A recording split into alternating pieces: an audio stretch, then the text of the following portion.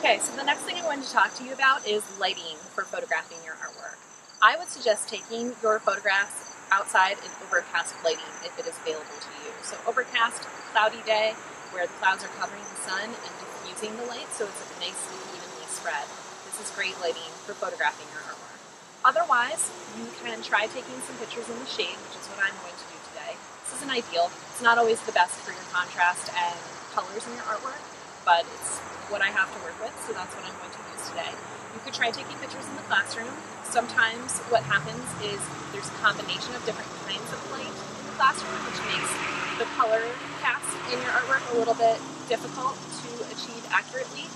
Fluorescent lighting can sometimes dull down the contrast in your artwork as well, so just something to keep in mind.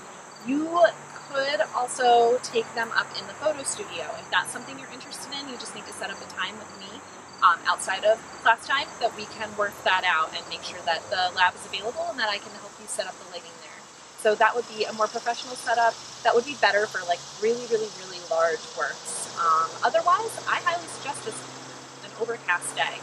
Now, your digital portfolios are going to have deadlines for when you add the images of each piece that's required for your digital portfolio, which is pretty much going to be for Art 3 and AP Art, all of your sketches and major pieces for the class. In photography, it will be all of your major prints, and there might be some other things that I decide to throw in there as well. So just keep that in mind, that these are things that you'll be adding to your digital portfolio. When you complete them, I will expect you to be not only turning the actual project into a grade, but also photographing it and adding that photograph to your digital portfolio. The digital portfolio is going to be great. It's going to be really nice for you to have.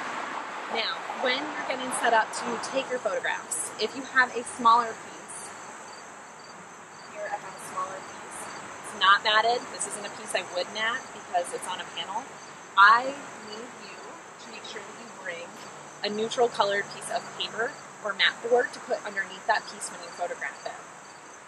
This is just going to make it easier for your camera to expose correctly and also for you to crop in the end without any distracting things around the piece. So just keep that in mind. This is also a square piece, so once I get to demoing the actual photographing of the piece, the square format, if you have that available on your device that you're photographing with, is something that you could use. This is a larger piece that's matted. Since it's matted, I don't need something to put underneath it other than to protect it. But I don't need to have a piece of neutral colored mat board or neutral colored paper behind this piece. When I photograph this, I'm going to crop out the mat. So just some things to keep in mind. Make sure that you bring a buddy with you to help you. Make sure that you let me know that you're going outside to photograph your work if you're doing it during class time. If you have a larger piece, you're going to need a step stool or just regular classroom stool or a chair. And again, a buddy to help you. So that way you're not in a position where you might fall or where you might need someone to swap out the pieces. Having an extra set of hands there is going to help you with that. Okay, so the next thing we're going to do is move on to photographing your work.